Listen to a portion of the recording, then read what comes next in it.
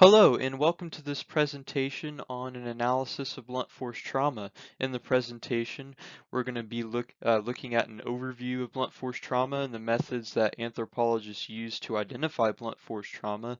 Then we're going to apply this knowledge to an episode of Bones and critique and analyze the methods that they use in the show. To begin this presentation, we will start off with a brief overview of blunt force trauma.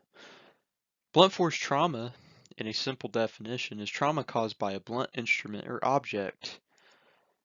Instruments can take the form of everyday tools or objects, or perhaps even in the form of solid surfaces. For example, with airplanes, they often experience turbulence during flight. So if an airplane was to have a sudden change of direction, this would throw passengers not wearing a seatbelt against the wall of the plane, which can result in severe blunt force trauma. This is just one of the many examples of cases that can happen with this sort of trauma. There are several methods to identify blunt force trauma. We will focus on four. The first that we have is estimation of size, and this is we can estimate size by estimating the length and width using the size of the instrument's impacting surface. With the estimation of shape, there are usually two categories of shapes, which are angular and round. We have an example of an angular object here with the 2x4, which has a sharp edges there on the end of the 2x4. Then we have an example here of a round object, which is a club.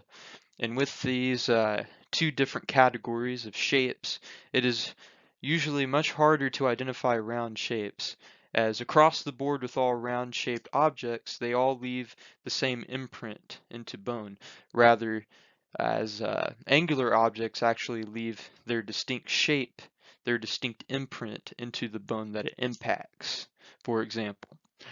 Next we have is estimation of direction, and with this, the location of the injury can be sufficient to identify the blunt force trauma, and this can be very important for law enforcement as it can tell if the attacker is left or right-handed, or where he was situated in relation to the victim. Um, so next we have estimation of energy, and this estimation can be done with using the factors of speed and weight. Usually, low speed results in infractions or incomplete fractures. Rather, with high speed, usually it results in complete fractures as more force is given, so we can use these characteristics to make a proper conclusion. Next we have is the differentiation of antemortem versus perimortem trauma. With antemortem trauma, we typically see signs of healing and oftentimes a callus formation of a deposition of new bone material. You can see that there with the X-ray, with the lumps there on the leg. With perimortem trauma, you can never usually see any signs of healing or callus formation. It's usually just a clean fracture. Next in the presentation, we'll be looking at the effects of blunt force trauma on the skull and long bones of the body. With the skull, we typically see inbending and outbending. Inbending being the central point of fracturing that causes the bone to bend inward or downwards. At some distance away, we see outbending, which is the outward fracturing caused by sufficient tension being given by the blunt force tool being applied to the bone. We also see many applications to elastic versus brittle bone. This has a lot to do with how a bone behaves when it fractures. With elastic bone, it typically deforms inwardly at the impact point and returns to its original shape once load or the application of force and energy is removed. I like to think of this as a piece of metal being bent. I would compare it to that. With brittle bone, there's typically clean fractures with no deforming, and the bone will typically break into multiple pieces. With brittle bone, we'll also see the formation of a plug in which a piece of bone is separated from the rest of the skull at the point of impact and is shoved or forced downwards. Now with the effects of blunt force trauma on long bone, we typically see complete and simple fractures with no fracture lines. If there's less force given, we can see infraction or incomplete fractures. This can be seen with green stick fractures or plastic deformation. Fractured lines can occur, but it is unlikely. But if it does happen, and if there's enough force, they can occur. It is harder to cause fracture lines as there's a thick cortex on the outer surface of long bones. Next in our presentation here, we will give a brief summary of the bones episode that I chose to critique and to analyze. So the bones episode that I chose was called A Boy in a Bush. It's on season 1, episode 5, and here Booth is investigating a case of a missing boy named Charlie Sanders, and Booth was called to the scene, and they found the boy's deceased body in a field near a shopping mall, where in fact he went missing. Later on,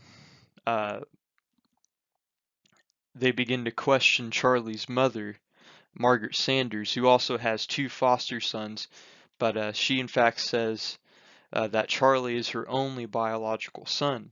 However, as the investigation continues on, Booth discovers a genetic defect on Charlie's bones. This antemortem trauma reveals that Margaret is not his biological mother and that Charlie is also a foster child.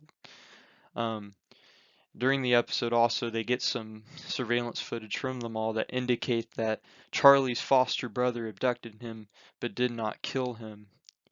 And this leads to Booth eventually and pretty much interrogating Charlie's foster brother, who eventually breaks and says that the next door neighbor actually killed Charlie. So this is the critical analysis of the methods that I saw in the episode of Bones.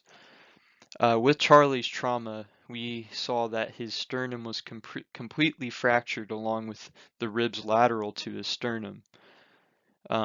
With this being said, I believe the identification of the blunt force trauma was inaccurate. In the show, they used this almost like sci-fi holographic imaging device or technology to simulate the trauma that was caused to Charlie's ribcage and sternum. And the computer technician, I believe her name is Angela, said that she used real-world variables to calculate the kilograms of force that was applied to Charlie's chest when he was ultimately killed. And also, Booth concluded that the fracturing was caused by compression, which is inaccurate because compression fractures typically occur in the thoracic or lumbar vertebrae. But what was correct in this episode? The identification of a genetic defect was found through tests. However, it was not identified by the other things that they found when they were looking at Charlie's body. They concluded that he had hypophosphatemia, but they also found that his bones were bowed and abnormally short. There were signs of freezing at the hip and knee, that he had scoliosis, bend in the spine, and also calcified and also known as proliferative lesions on his thoracic vertebrae. And all these variables don't really point to hypophosphatemia, but nonetheless, it did indicate that Margaret Sanders was not his biological mother. Now we will begin with criticism of the holographic technology that is used in the show. Really, I don't believe it is feasible to calculate the exact amount of force kilograms that were placed on Charlie's abdomen to break his sternum and his ribs. Really, I think this is a calculation that has to be done in a controlled setting, in real time, and in the form of like a test, to be exact. I think the number they came up with, which is 82 kilograms, is not realistic. With this being said, I think with what we learned with the method of energy estimation, this also proves that their calculations made with the technology is false. Energy can be estimated, but it cannot be approximated. We can identify characteristics that indicate high or low energy, which we discussed earlier, and we can use factors of speed and weight. But it is next to impossible to approximate energy. We can really only estimate it based on characteristics we already know. And there's already complications with the method of energy estimation that is typically used. Even low energy impacts even result in complete fractures. And this we see with the differences between brittle and ductile bone. Fracturing really depends on the impact site and also the strength of the bone. So in conclusion, there are just too many variables to play to make an estimation even, and there are far too many variables to even make an approximation, of course. That is just totally out of the question. To conclude this presentation, I would like to give a real example of forensic technology, unlike what is seen in the fictional show of Bones. Um, like we said, an exact approximation of energy is very limited.